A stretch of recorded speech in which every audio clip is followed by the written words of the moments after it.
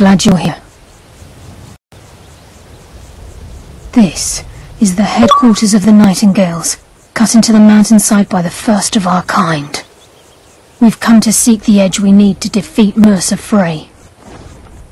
If you'll follow me, I'll try to explain on the way.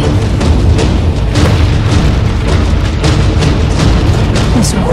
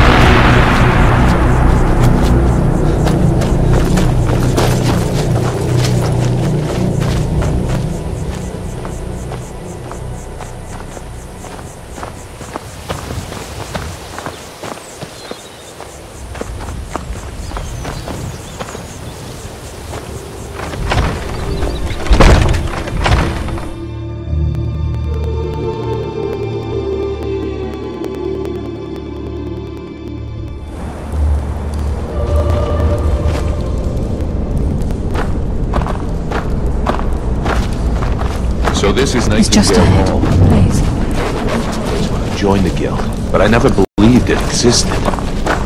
The assumption that the Nightingales were just seated within the guild on purpose. It helped divert attention from our true nature. What's wrong, Brynjolf? I can almost hear your brow furrowing. I'm trying to understand why I'm here, lass. I'm no priest. I'm simply religious. Why pick me?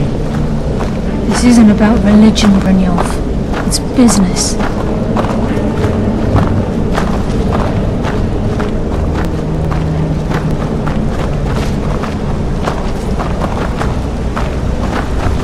This is Nightingale Hall.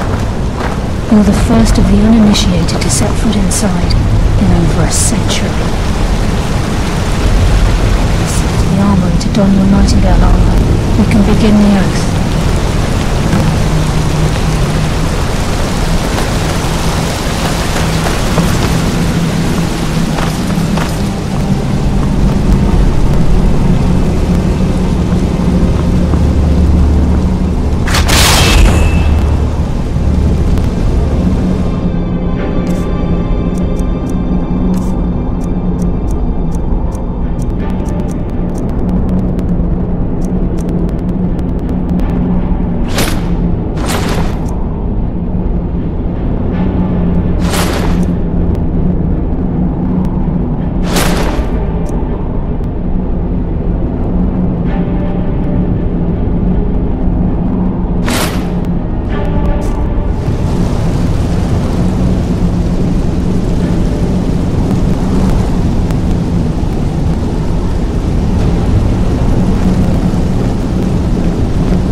Ready for the oath? trust the lass and take the deal?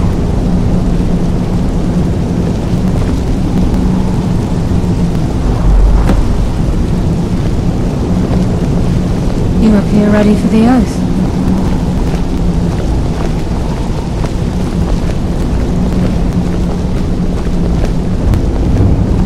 You appear ready for the oath.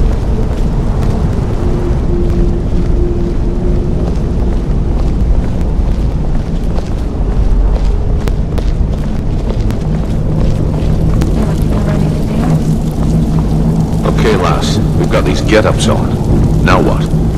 Beyond this gate is the first step in becoming a Nightingale. Whoa there, lass. I appreciate the armor, but becoming a Nightingale? That was never discussed. To hold any hope of defeating Mercer, we must have Nocturnal at our backs. If she's to accept you as one of her own, an arrangement must be struck. What sort of arrangement? I need to know the terms.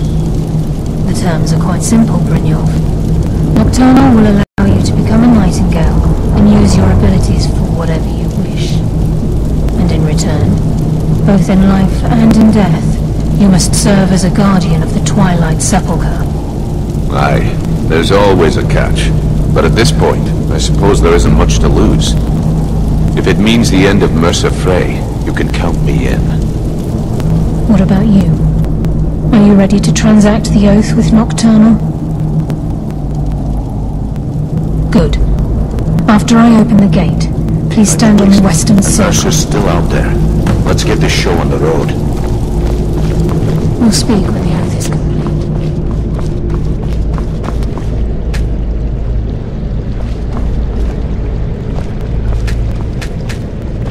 I think we should trust the lass and take the deal. We'll speak when the oath is complete. I think we should trust the lass and take the deal. We'll speak when the oath is complete.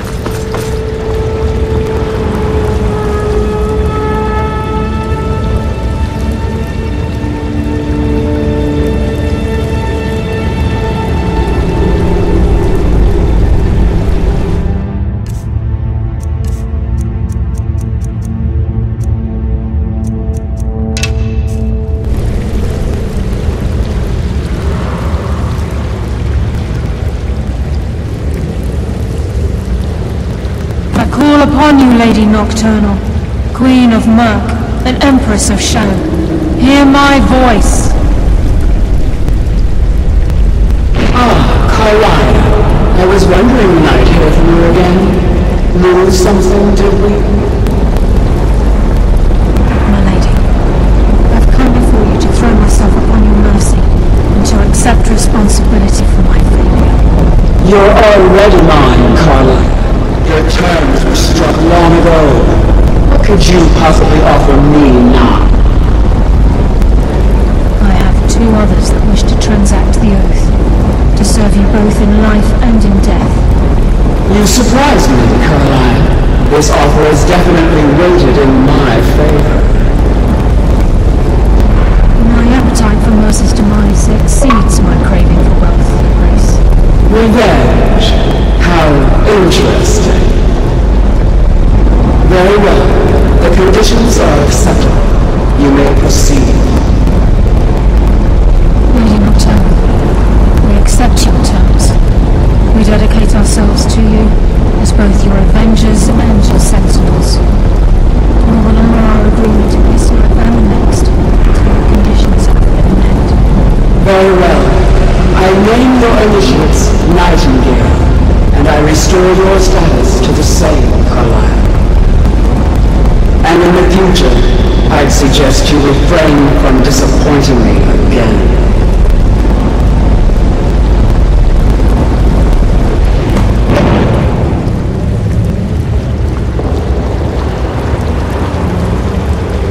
Now that you've transacted the oath, it's time to reveal the final piece of the puzzle to you. Mercer's true crime.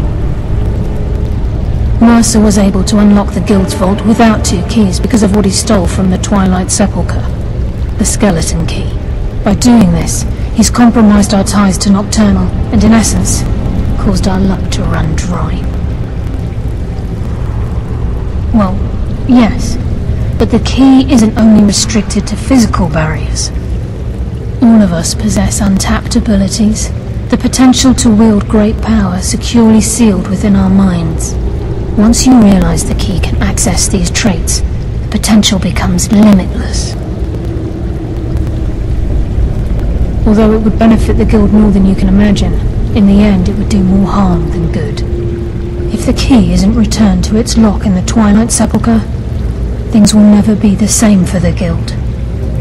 As time passed, our luck would diminish to the point of non-existence, and whether you know it or not, our uncanny luck defines our trade. Very true. In our line of work, it's quite rare we set out to return a stolen item to its rightful owner. Before we depart, Brynjolf has some business to discuss. I suggest you listen to him. Listen, lad. There's one last piece of business we need to settle before we go after Mercer. The leadership of the guild. Carlia and I had a long discussion before you arrived here. Thanks to your efforts, Mercer's treachery has been exposed. After we deal with him, all that remains is restoring the guild to its full strength. As a result, we both feel that you have the potential of replacing Mercer as leader of the Thieves' Guild. I've been at this game a long time, my friend. A long time. I've stolen trinkets from nobles and framed priests for murder. I'm good at what I do, maybe even one of the best, but it's all I know. I've never been one to lead, never desired it, never cared for it, don't want it. Bit of an errand around mission, so don't get sentimental on me now.